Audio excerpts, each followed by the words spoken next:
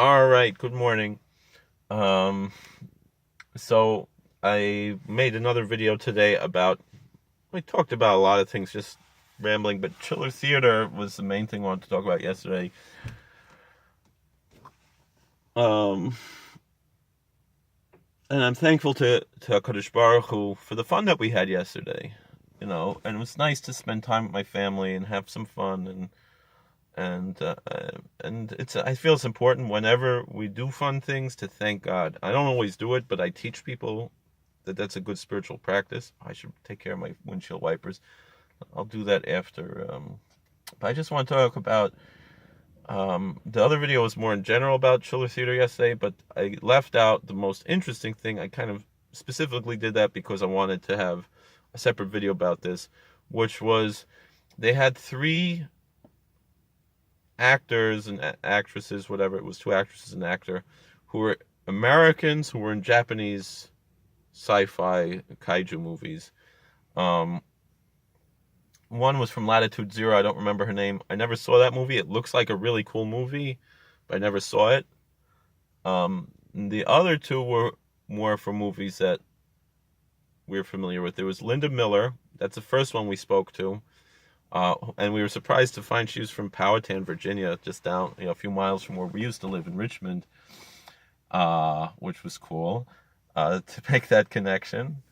Wonder her name, Miller, if she's Jewish. I don't know. She doesn't have a Wikipedia page about her. She was in The Green Slime, and she was in King Kong Escapes. We've seen The Green Slime. It's not really my favorite movie. King Kong Escapes, though, that's one of our favorite goofy, bad movies. I mean, it's the King Kong looks ridiculous. I mean, it's an insult to King Kong on one hand, but it's a fun movie.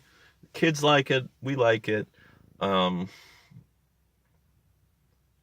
yeah, I was wearing a King Kong shirt. I told her, I was like, this is almost like meeting Fay Ray, But, so we talked to her for a few minutes. And then there was next to her, the next table, was Carl Craig, who was in the movie Gamera versus Viras. Now, this is a Gamera movie that I might have seen once. It's not one that I really remember that well. But and part of the reason was because Sandy Frank did not dub it and release it. It was dubbed and released by American International, but Sandy Frank later dubbed and released a lot of the original Gamera movies, and that one he didn't do. So there was three that he didn't do. It was Gamera versus Viras, and the one with the Triceratops one. Don't remember that one. What that one was called. And then Gamera Super Monster he didn't do. So because of that, now Mystery Science Theater only did the 5 of the Sandy Frank ones. So this one, Mystery Science Theater 3000, never did. And we asked Carl Craig, this is one they never did on Mystery Science Theater. Would you be excited if they did? He said, no, I'm afraid they're going to make too much fun of me. But it was a fascinating story about how he told a whole interesting story. And we got his autograph. We didn't take a picture with him. We should have taken a picture with him because it was fascinating. But his story was really interesting. He was a little kid, and his parents were on an army base. That's where he lived, stationed in Japan in the 60s. It was the same year that he made King Kong Escape, so that's how Linda Miller, she was living there too. That's how she wound up in the movie. And that's how, Linda Miller must have been like 19 years old when they made King Kong Escapes, 18 or 19 years old. This guy was a little kid, I don't know, 8, 9, 10 years old, 11 years old, however old he was.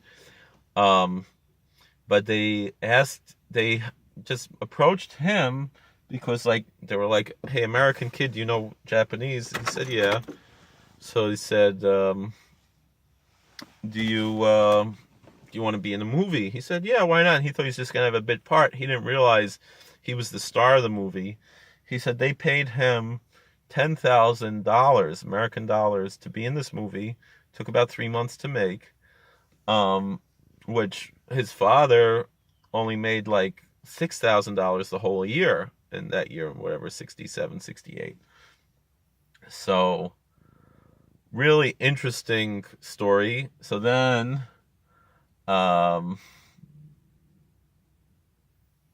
he said that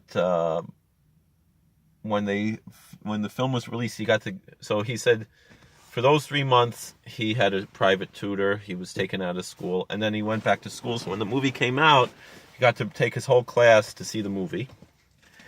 And then his family moved back to America. And in around 1972, 73, he remembers that they were living in LA and there was like a late night creature feature or something, and they showed this movie, which I think they released as Destroy All Planets, if I'm not mistaken.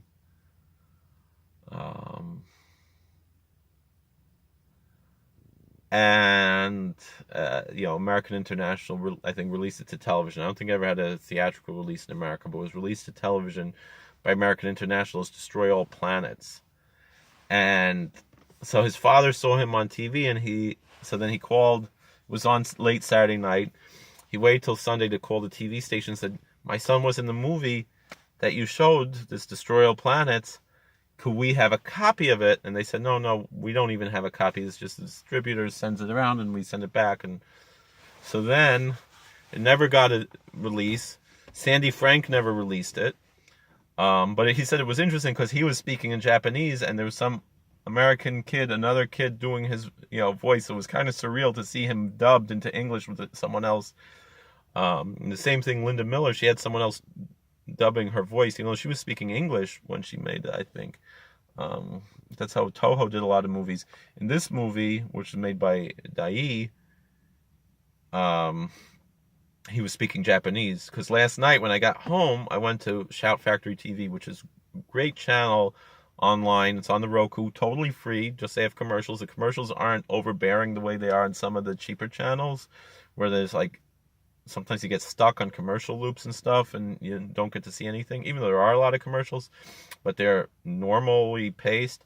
And this kid was speaking, I saw it with subtitles. This kid was speaking Japanese really well. Maybe I'm wrong. Maybe he sounded like a total American Yankee Doodle, and just to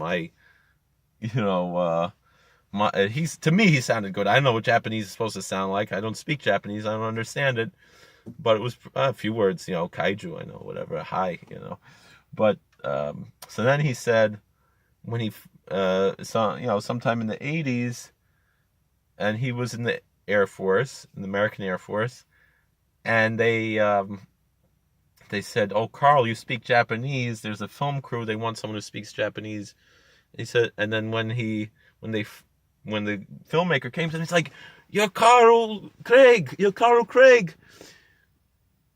We're looking for you because you were a big star, 15, 12, whatever, 12 years ago, I guess we're talking." And he's like, "What can I do for you?" He didn't get any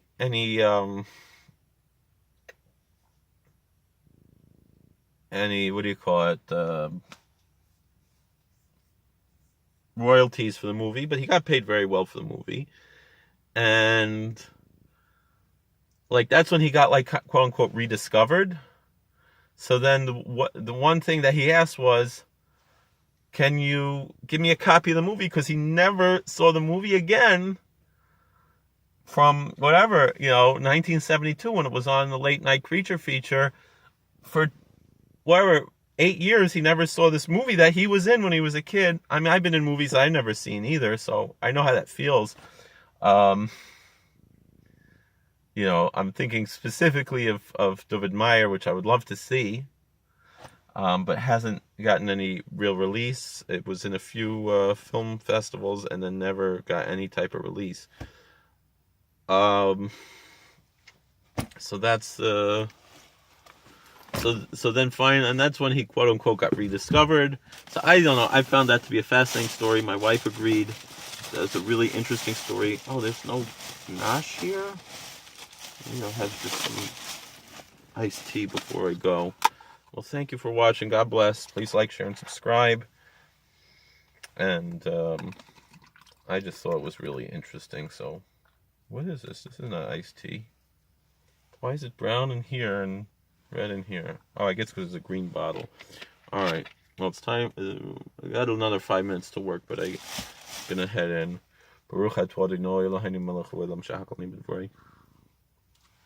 So thank you for watching. Please like, share, and subscribe. And this whole, I found it really interesting. So, of course, I'm a fan of those movies. So then last night on Shout Factory TV, they had the original Japanese version of this movie, Gamera versus Viras, versus Super Monster Viras, or Space Monster Viras is what it was called. But it's subtitles, so you could check it out. It really wasn't that bad. I was actually quite impressed by it as far as a Gamera movie goes. I think my favorite Gamera movie is Gamera vs. Gairon, because it's just so goofy and fun. This movie's kind of goofy. That's one we've watched a whole bunch of times, both with and without MST3K. All right. Well, thank you for watching. God bless. Please like, share, and subscribe, and comment. And thank you for watching.